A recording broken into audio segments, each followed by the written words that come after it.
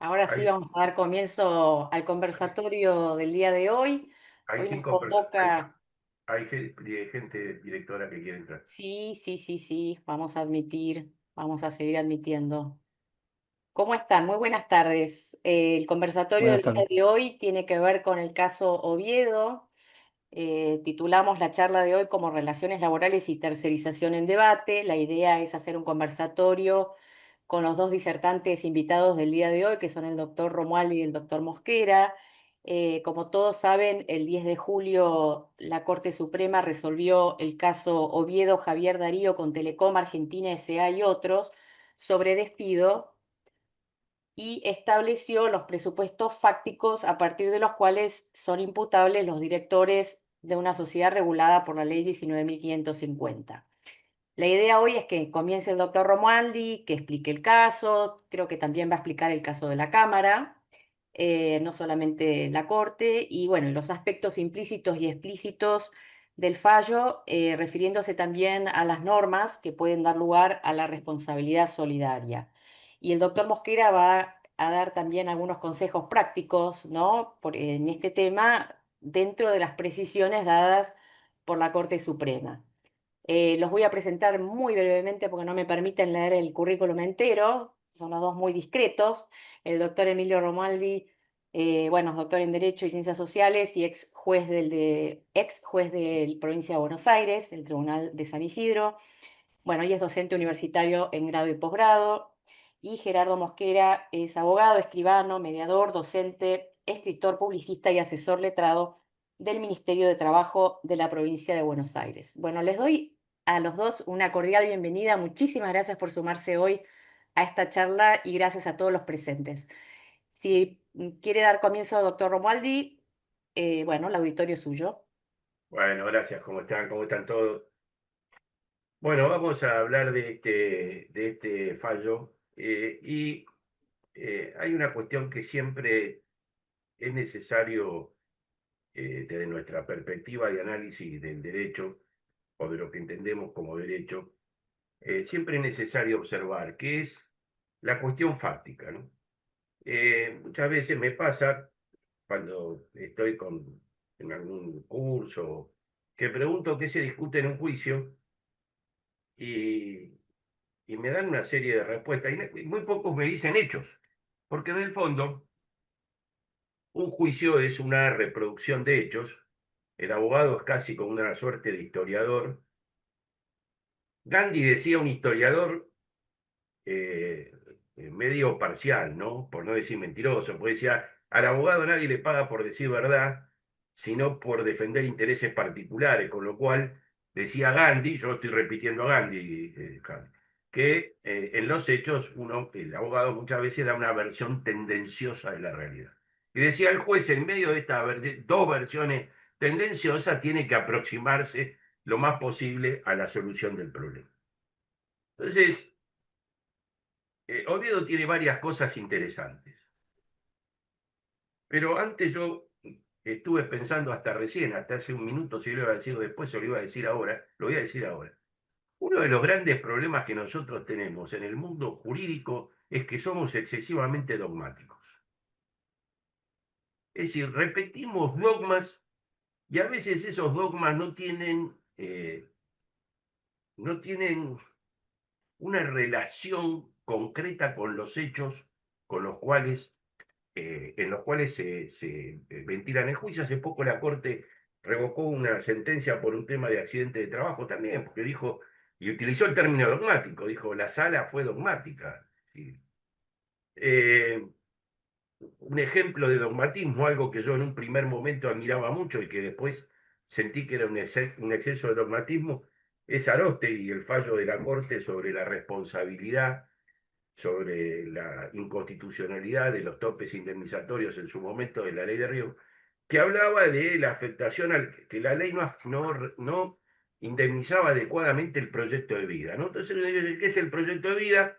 Bueno, en el existencialismo, Heidegger, Sartre, Ortega y Gasset, el proyecto de vida es la libertad de elegir. Eso es una cosa, en términos fácticos, una cosa extremadamente vaga. Dice, no satisface, la norma no satisface la violación al proyecto de vida. Es dogma. Y este tema también se vincula con una cuestión, el de Oviedo, con una cuestión dogmática. Primero vamos a separarlo de anteriores precedentes de la Corte. ¿Por qué?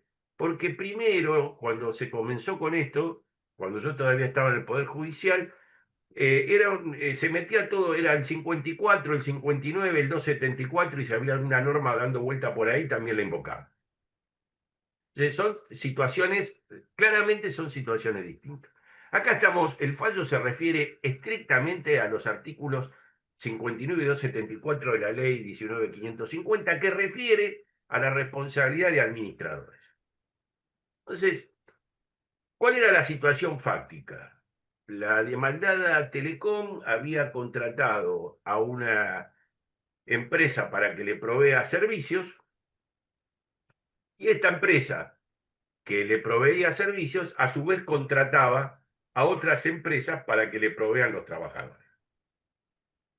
La verdad que cuando uno lee el fallo se da cuenta que la intermediaria o la empresa que contrata originariamente Telecom, eh, alguna travesura hacía porque este trabajador, Oviedo, primero trabajó por una empresa, después trabajó de manera directa en esa empresa, después dejó de trabajar en esa empresa y al otro día empezó a trabajar a través de otra empresa. En fin. Ahí claramente había alguna situación particular. Y en este contexto se plantea la responsabilidad de los eh, directores de Telecom. Se obvió, por ejemplo, plantear las responsabilidades de los directores de la empresa primaria que realizaba la conducta, digamos, con un cierto grado de desvío, por lo menos visto a la distancia. Entonces, ha pasado un tiempo y ya las aguas se han serenado, pero en un primer momento lo que yo escuchaba es la Corte dijo que los administradores no son responsables y bueno, y resulta que la Corte dijo exactamente lo contrario. La Corte dijo, señores, los directores son responsables. Ahora, no seamos dogmáticos, esto no es automático. Hay que analizar cada circunstancia fáctica para determinar el grado de responsabilidad de los administradores. Es cierto que el fallo refiere a los administradores de las grandes empresas como puede ser Telecom. Pero esto, digamos, lo único que tampoco dice que no son responsables. Lo que la Corte dice no es una consecuencia automática, no hay automaticismo en la irregularidad y la responsabilidad. ¿Podría haberla? Y si usted leen el fallo con serenidad van a ver que la Corte dice que podría haberla. Simplemente que hay que analizar cuál fue la conducta, es decir, cuál fue la participación eventual de los directores para ver si existe responsabilidad o no existe responsabilidad, tanto en las grandes empresas como en las empresas no tan grandes. Lo que pasa es que en la pequeña y la mediana empresa, el socio, que muchas veces es el director de la empresa, a veces uno ve alguna SRL o alguna CSA pequeña y son Juan Palomo, yo lo guiso, yo lo como, porque los socios hacen todo, tienen una participación más directa. En las grandes empresas se toman grandes decisiones que se derivan a personal intermedio, que es quien finalmente decide a quién se contrata, cómo se contrata y demás. No suele haber, puede no haber una participación directa. Entonces, en ningún caso, la Corte no está diciendo en el fallo, señores, los administradores nunca son responsables.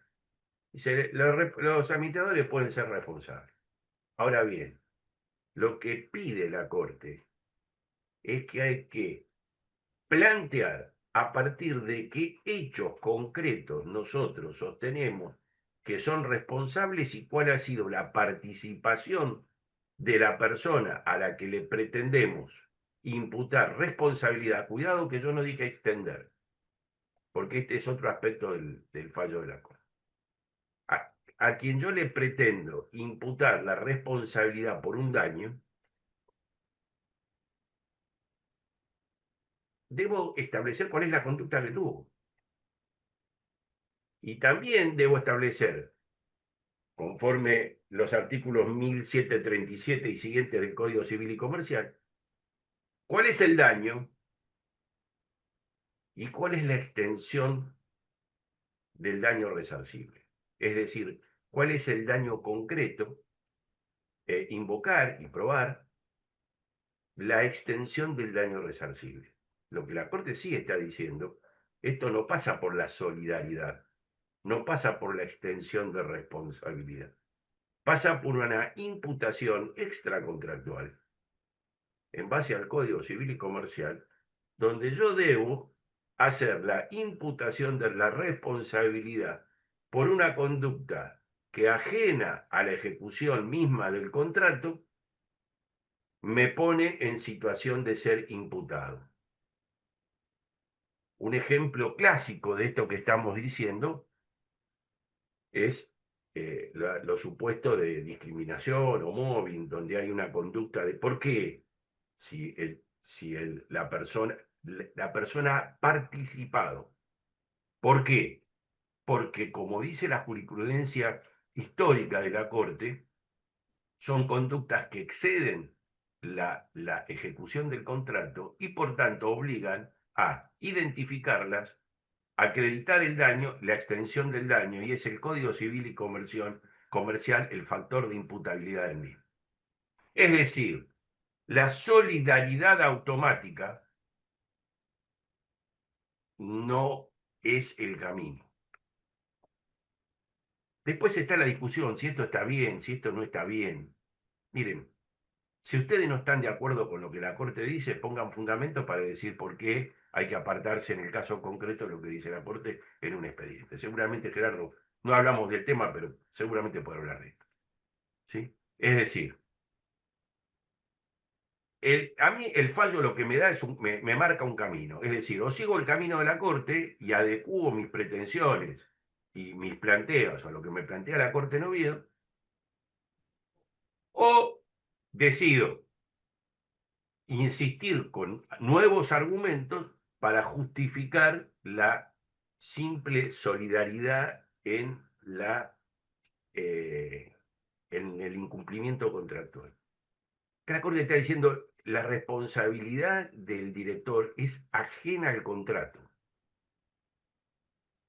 Es una conducta ilícita, ajena no es un mero incumplimiento contractual. Entonces es ahí donde tenemos que apostar. Y luego, a ver, y ahí luego me trae lo del el buen hombre de negocios.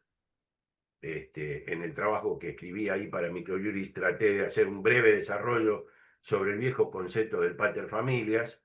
El derecho romano está entre nosotros, ¿no? Aunque a veces no terminemos de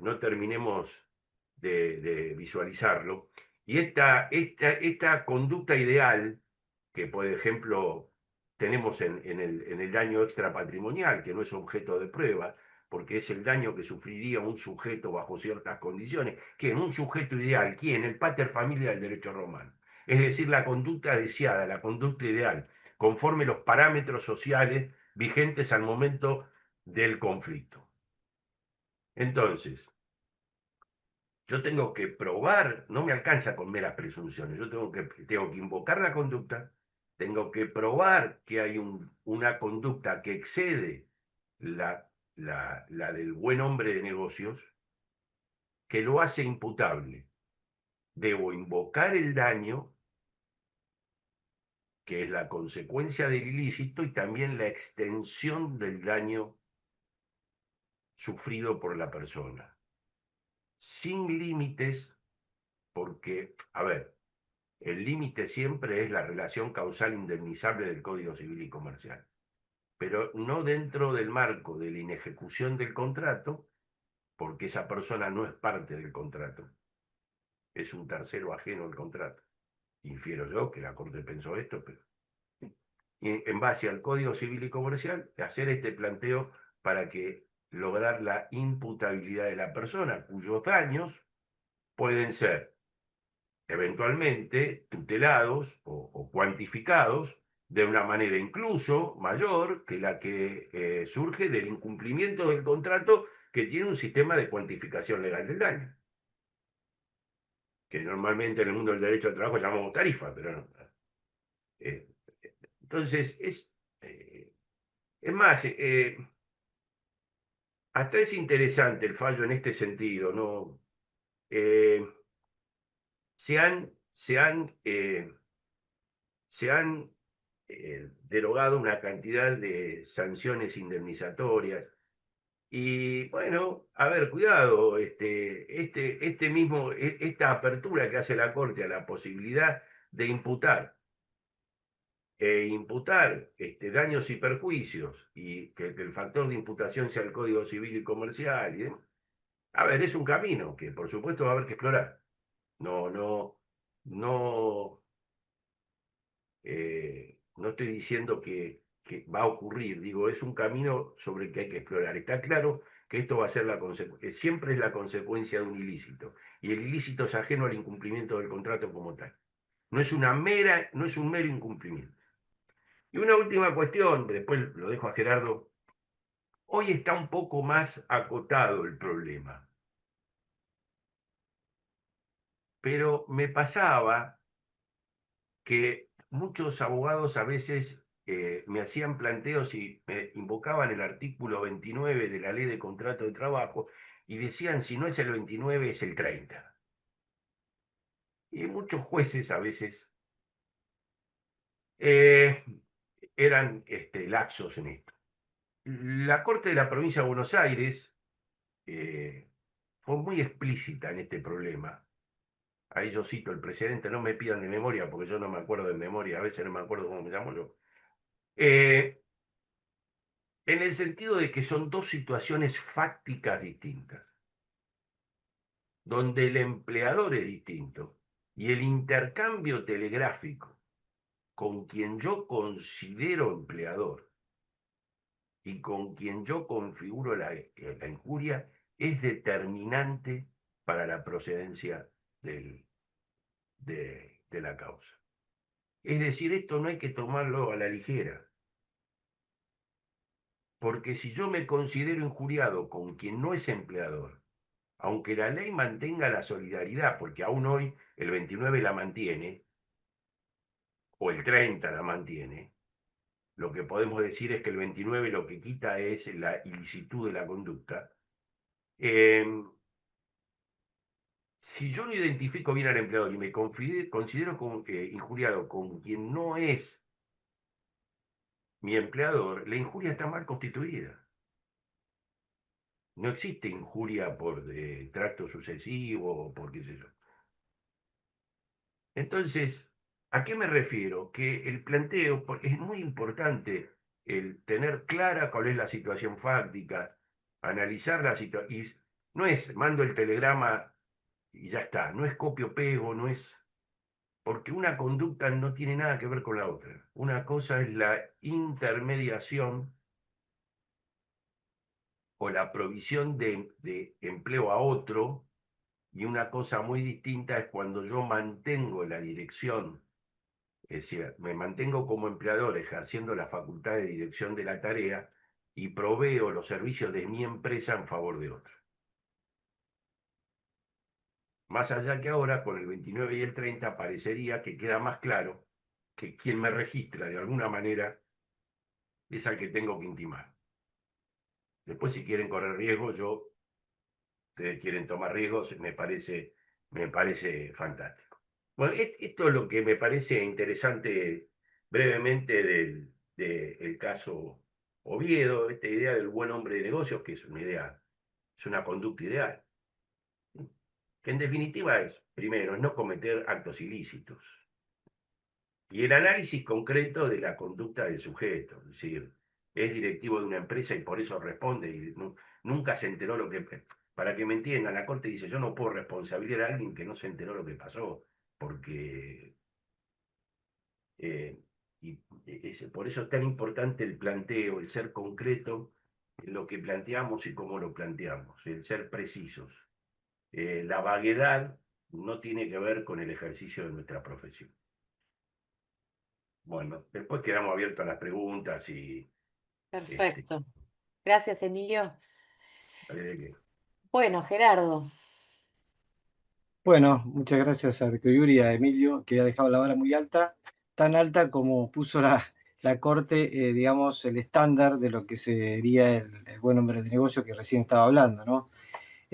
Antes que nada, quería hacer una referencia que también en la provincia de Buenos Aires, si bien no es un caso que viene al comentario, pero que prácticamente podría decirse que es similar en cuanto a lo que sucedió ahora con Oviedo, que es el caso Toledo Juan con Arba, en la que por unanimidad, digamos, la Suprema Corte declaró la inconstitucionalidad de algunas normas del Código Fiscal bonaerense porque justamente imponían la responsabilidad, digamos, de los directivos solamente por esa condición, ¿no? Entonces, yo no sé si la Corte habrá mirado este fallo de la Suprema Corte de la Provincia de Buenos Aires, que de alguna manera también, en el caso justamente de nuestra provincia donde yo estoy, es doctrina legal, lógicamente, y también para tener en cuenta no solamente en lo que tiene que ver con la Corte Suprema. Aprovecho para decir que en materia de precedentes, y como lógicamente el experto es Emilio, pero me atrevo simplemente a mencionar las distintas posiciones que hay con respecto a la obligatoriedad de los jueces de seguir, ¿no?, estos fallos, una tesis que lo niega, que dice que cada juez, por una cuestión de independencia, debe analizar el caso concreto y aplicar la Constitución y la ley. El otro extremo, donde directamente se considera que debe ser obligatoriamente seguido, sobre todo cuando se trata de normas federales, y la tesis, o digamos la posición dominante, que podría decir que es el hecho del respeto, digamos, de alguna manera, seguir el precedente, pero, como dijo Emilio recién, donde uno puede apartarse por razones de nuevos argumentos.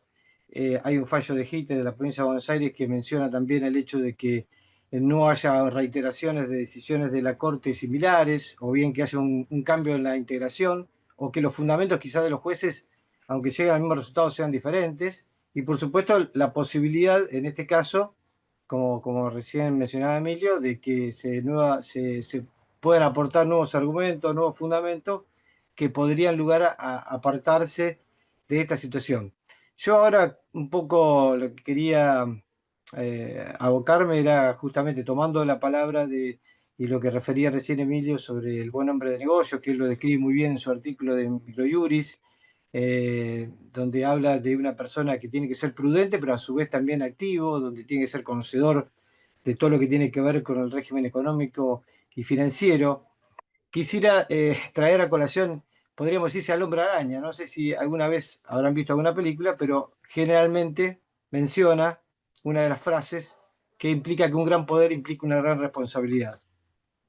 Y en este caso, la Corte, que, digamos, de alguna manera eximió de responsabilidad a los directivos porque era una gran empresa, creo que en este caso hay que hacer hincapié en que justamente el hecho de ser una gran empresa implica para los que están a cargo de esa gran empresa una mayor responsabilidad para poder, digamos, juzgar su conducta.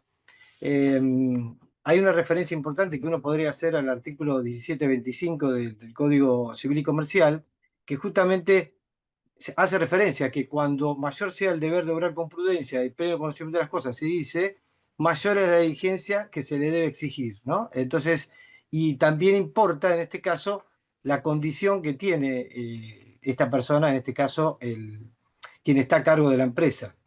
Y acá, digamos, un poco lo importante sería, en el caso concreto, ¿no?, ver cómo actuó justamente ese director, ese representante, ese administrador, ante un caso que uno pueda tener, para juzgar si es, como dijo bien Emilio, la responsabilidad por la conducta que ha tenido en forma concreta, como dice la Corte también, en cuanto a la culpa grave que puede haber incurrido, en la responsabilidad en cuanto al dolo, y no solamente por el hecho de ocupar esa función.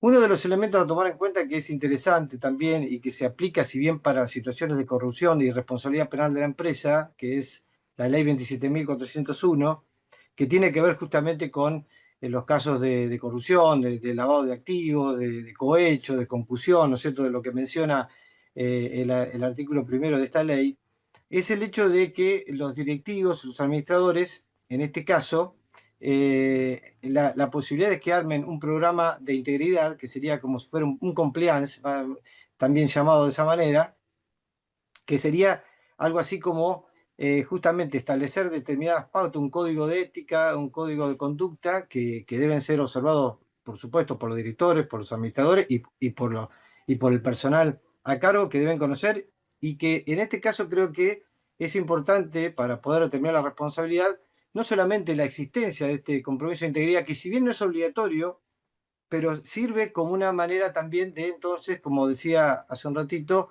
de que ese deber de diligencia, es decir, hay un deber de lealtad por un lado, que sería que el directivo, digamos, no actúe en contra de la empresa, lógicamente, y también en contra de los terceros, que sería el trabajador, pero también el deber de debida diligencia. Y en este caso, la existencia, sobre todo en empresas de mayor porte, del compromiso de integridad, se hace, podríamos decirse, obligatorio a los fines después de juzgar su conducta y no decir entonces que actuó de una manera, digamos, diligente. Y no solamente bastaría, en este caso, creo yo, que aplicado un poco al caso Oviedo, con el hecho, digamos, de que exista este programa de integridad sí, y que alguien lo lleve a cabo, por ejemplo, un oficial de cumplimiento, que sería la persona indicada, sino que también debería rendirse cuentas por parte, o sea, pedirle la rendición de cuentas al oficial de cumplimiento y a quien estaba abocado justamente a esta tercerización, por ejemplo, en el caso de los contratos que se mencionan en el caso Oviedo, que son dos empresas en el cual habrían subcontratado la actividad principal de la empresa y donde se genera un poco este tema de la confusión, de la solidaridad, creo que también es importante entonces, es decir, no solamente la delegación, digamos, en alguien que justamente haga el seguimiento y supervise, sino también el pedido de rendición de cuentas. Y que eso también, como en algunos precedentes se han mencionado, se vuelque en las actas y quede todo documentado. Y entonces, si hay alguien, algún administrador que no está de acuerdo, debe manifestarse en forma concreta una oposición a determinado comportamiento que puede tener el resto de los socios o alguien que tenga algún grado de decisión en la empresa, para que después entonces su conducta, lógicamente, quede exenta de responsabilidad. Es decir, no bastaría solamente con el hecho de decir que creó, como dice la Corte, un sistema de alguna manera de supervisión o hay alguien que se ocupa, que delegado en alguien, sino que debe ser mucho más exigente y que esa persona o ese grupo de personas, gerentes o quien sea el que esté a cargo de eso, deba de alguna manera rendir cuenta y deba seguirse con un protocolo de actuación que todos deben conocer, que esté difundido, y en el caso de las tercerizadas, de tercerizar, digamos, la contratación, sería interesante también que en los contratos se mencione, digamos, se haga exigible a esas empresas que se terceriza la actividad, de que deban cumplir de manera estricta e informar y documentar y enviar a la empresa tercerizada todo lo que tiene que ver con la registración del personal, el pago, digamos, como debe ser con recibos y todos los actos que dieron lugar de alguna forma a la responsabilidad solidaria que vienen de Duquelsi y de Delgadillo y que después la Corte con Carballo y Palomeque fue de alguna manera restringiendo en cuanto a la extensión de la responsabilidad. Entonces, este punto es interesante como para después poder justamente hacer responsables por esta omisión, que sería, digamos, yendo al ámbito penal, una especie de comisión por omisión, es decir, hay una ausencia de parte de quienes tenían el deber y el mayor deber de esa mayor diligencia de exigir el cumplimiento de las normas que se estableció en este compromiso de integridad que sería aconsejable establecer, aunque no sea obligatorio,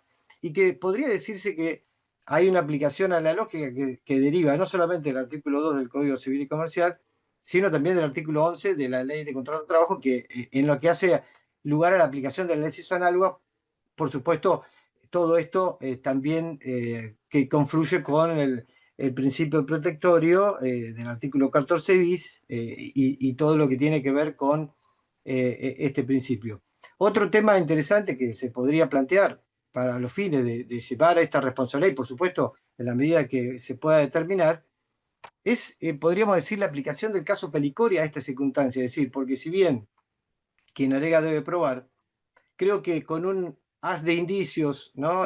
Con una serie de indicios que uno pueda establecer en cada caso sobre estas omisiones que no han llevado, que han llevado a cabo los directivos, el hecho incluso de que no entreguen la documentación, porque también este es un tema interesante que también establece eh, el Código Civil, el hecho de la entrega de la documentación que deben llevar, es el artículo 321 puntualmente, donde habla de la contabilidad que debe ser llevada en forma uniforme y, por supuesto, donde se debe registrar todas las actividades que tienen que tener un contenido verídico y en la cual uno puede, de alguna manera, abrevar algún tipo de fundamento para exigirle después a la empresa, llegado a una acción judicial, la entrega de esta documentación y la falta de entrega, justamente, sumado a la falta de diligencia en todo lo demás que acabo de mencionar, haría aplicable esta doctrina emanada del caso Pericori para un tema de discriminación,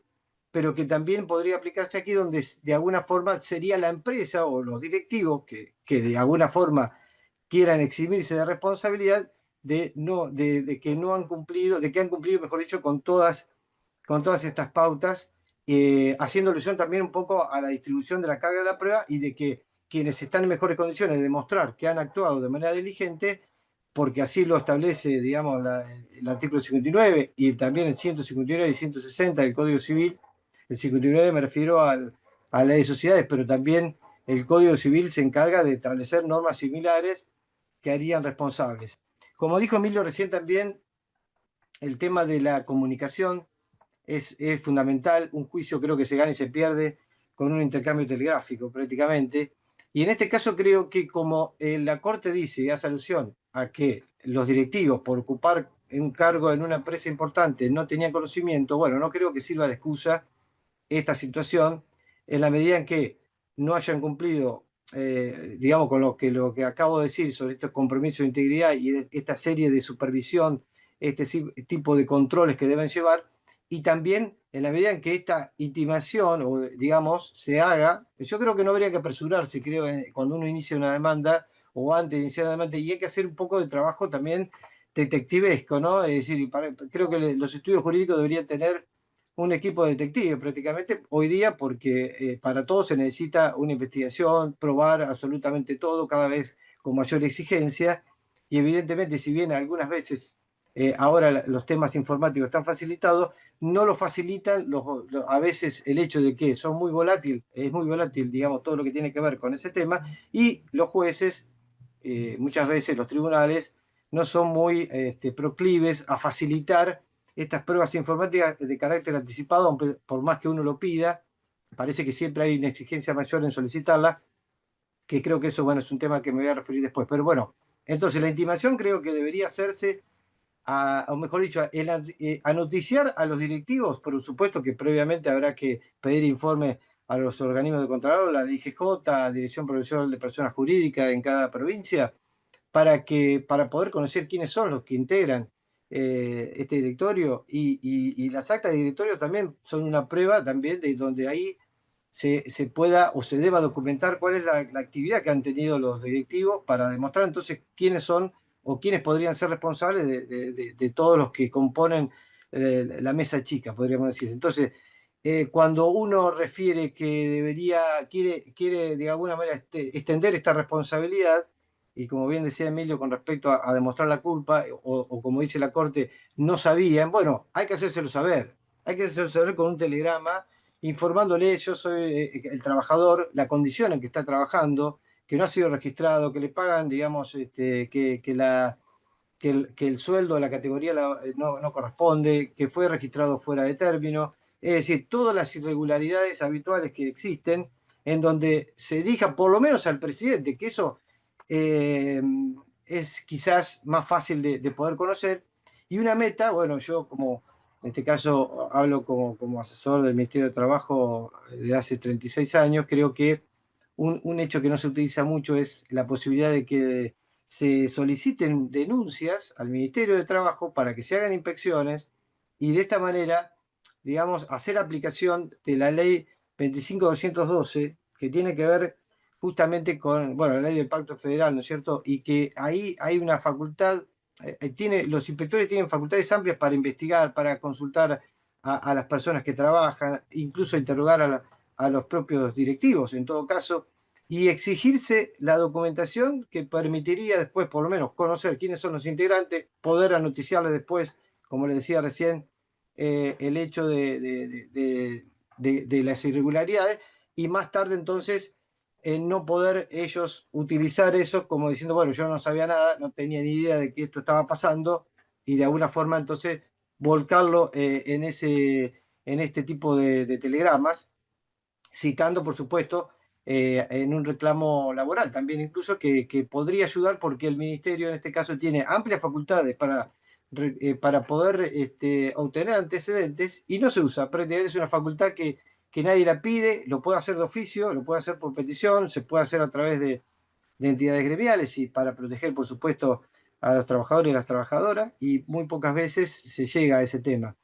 Ya en el ámbito de la demanda en sí, creo que el hecho de preparar una buena gama de pedidos de pericia contable bien amplia que pueda llegar a todo lo que tenga que ver con la documentación, con todo lo que tiene que ver con los asientos contables, con lo que surja de las actas, que eso podría servir, aparte de pedirle, por supuesto, a la empresa bajo responsabilidad, digamos, bajo apercibimiento de que esto pueda ser lógicamente considerado como algo en su contra después, en su momento, a los terceros que puedan haber participado y que también puedan recibir algún tipo de sanción por el hecho de no entregar la documentación, en su caso, salvo que los pueda comprometer, por supuesto.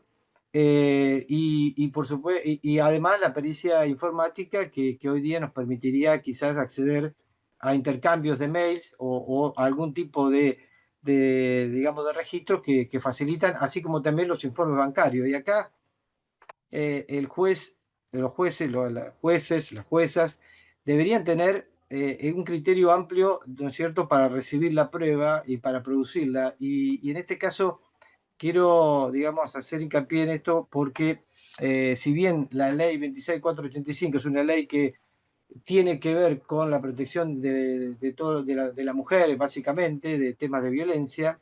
Bueno, uno de los tipos de violencia en el artículo 4 y 5 es la violencia económica.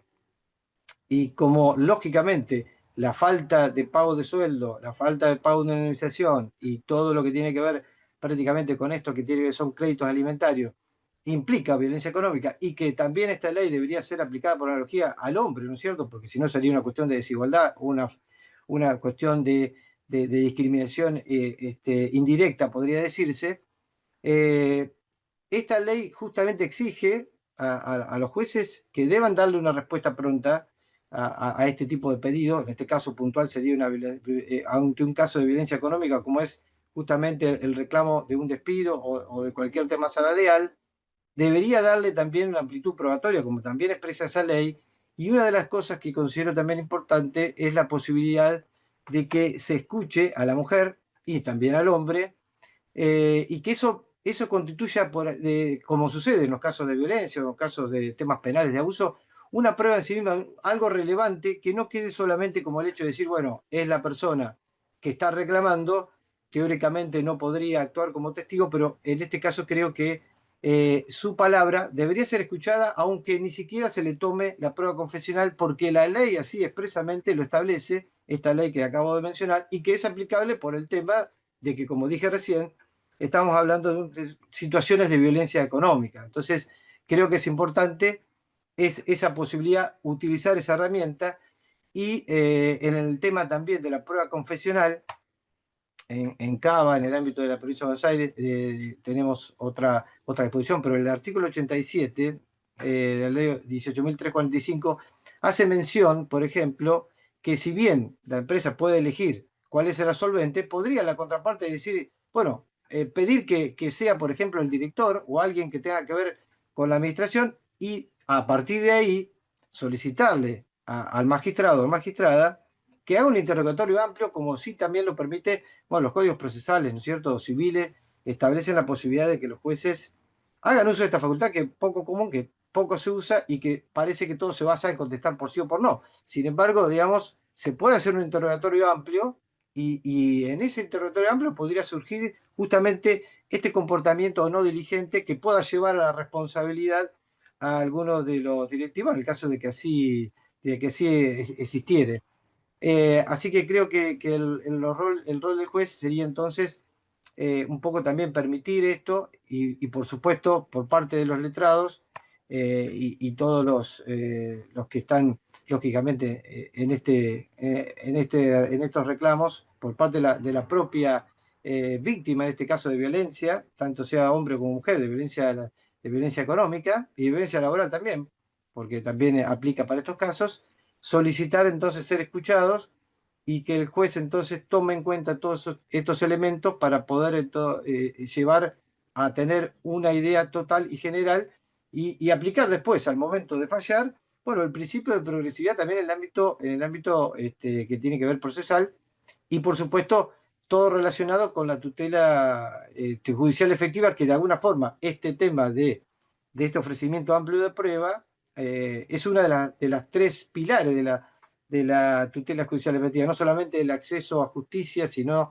y el hecho de una sentencia efectiva, sino también el hecho de producir, ofrecer prueba y que realmente sea ordenada, porque muchas veces hay oposición por quienes, lógicamente, son demandados, quieren cubrirse, y habitualmente, bueno, se habla del secreto bancario, se habla de que hay temas que no tendrían ninguna relación con la materia de la litis, y sin embargo, digamos, se pueden juntar indicios que sumados en su conjunto, aplicando la teoría de las cargas dinámicas, aplicando el principio de indubio pro operario y aplicando este fallo Pelicoria a estas situaciones, podrían servir para una condena y justificando, por supuesto, que hubo una situación de culpa grave, de una situación de dolo, o bien, digamos, omisiones por las cuales deberían hacerse responsables en base al mismo Código Civil y Comercial que ahora vendría a ser la estrella, como vendría ser como una especie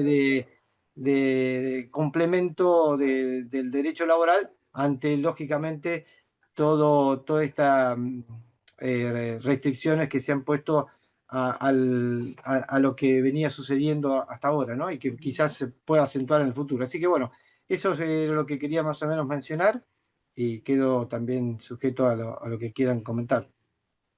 Buenísimo, muchas gracias, Gerardo. Bueno, después de estos consejos no zafa ningún directivo. Bueno, no era la idea, nada. No, en realidad no era perseguir a nadie, simplemente No, ya es una sé, fue manera una de. broma. La idea era de ver cómo poder, de alguna manera, demostrar en la práctica quizás y llevar a que realmente, Claro, si, como dijo Emilio recién y como dice la Corte, no puede ser que uno, porque tenga un cargo, automáticamente sea responsable. Hay que demostrarlo porque esto es una cuestión de imputación, seguramente, de seguro, responsabilidad. seguro, así es. Bueno, Emilio, no sé si querés responder un poco. No, a ver, Gerardo lo que hizo fue establecer algunos caminos que él entiende que son potables para establecer la imputación de las personas a las cuales uno demanda. Ahí hay un límite entre la responsabilidad objetiva y la responsabilidad subjetiva. Habrá casos donde se puede invocar la responsabilidad objetiva en términos de que mi responsabilidad es por el lugar que ocupo, con ¿Hola? Ah, independencia de mi propia conducta, y algunos casos donde es necesario que establecer la imputabilidad subjetiva. Si yo, a ver, no tiene importancia lo que voy a decir, pero ¿cuál es mi pregunta, ¿no? Si yo no voy, y que la Corte un poco lo saca, si yo no voy a pedir daños adicionales, como ahora podría pedir, como hay que pedir, según infiero yo del fallo de la Corte. en un fallo contra Telecom, entre nosotros, ¿no? Que acá los 40 y pico que estamos, ¿para qué demandaron a los directivos de Telecom? Si Telecom le iba a poner igual, la tarasca. Eso sí, es cierto, eso es verdad.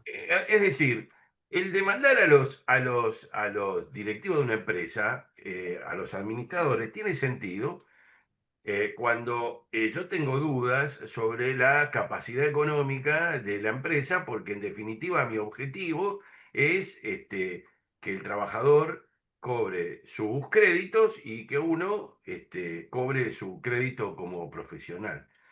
A ver, lo que yo les quiero decir es que a veces hacemos difícil lo fácil.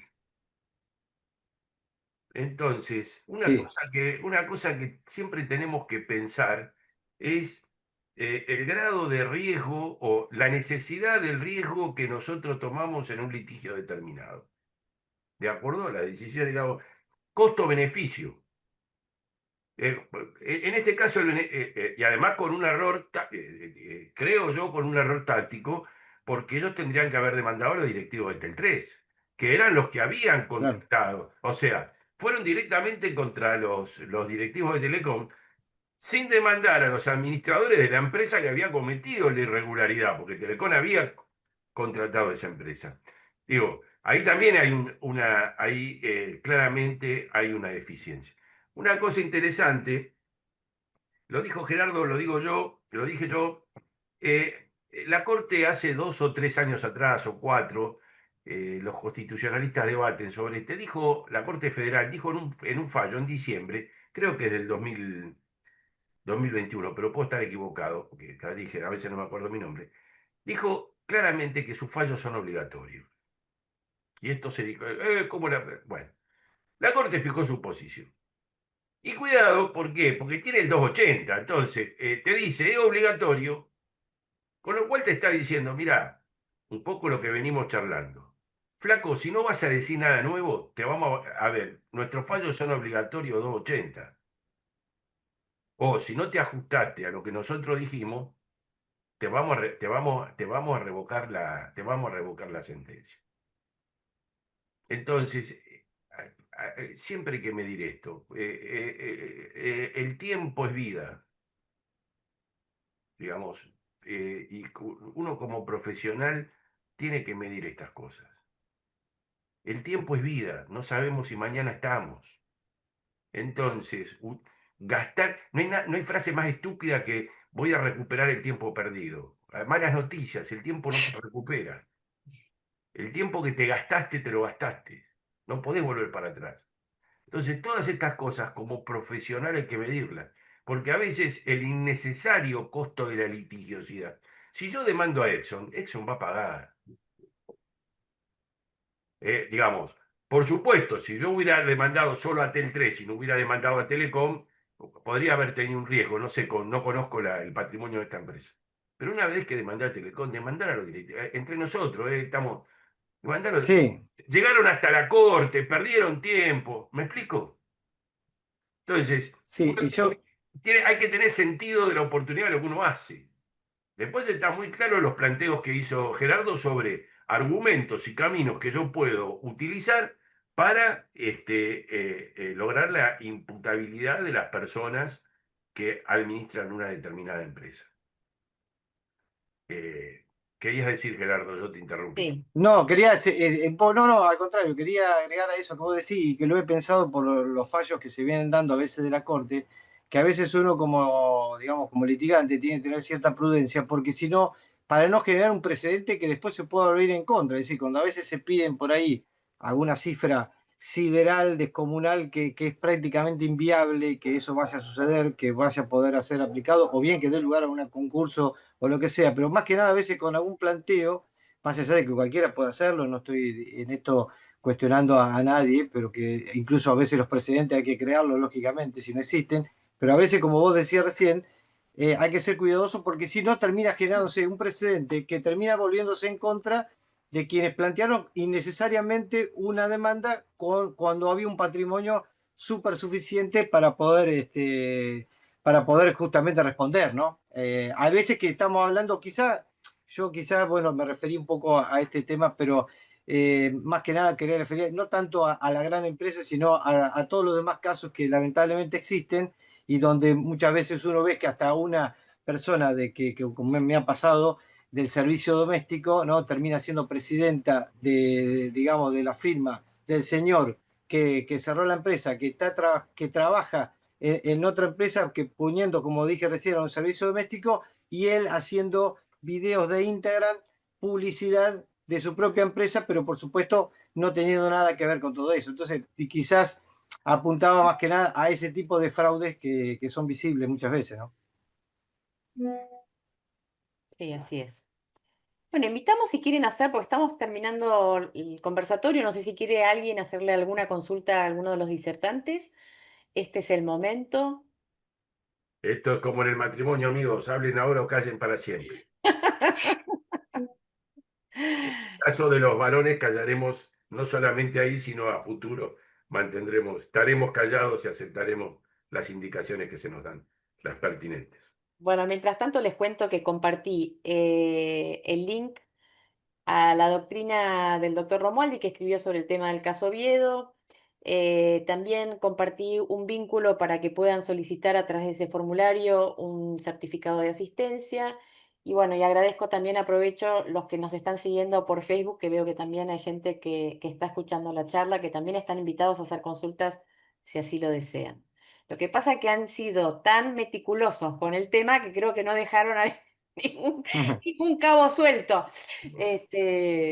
Así que por eso no hay preguntas. Bueno, yo agradezco muchísimo la presencia de todos y los que se han quedado hasta el final, que creo que han sido todos.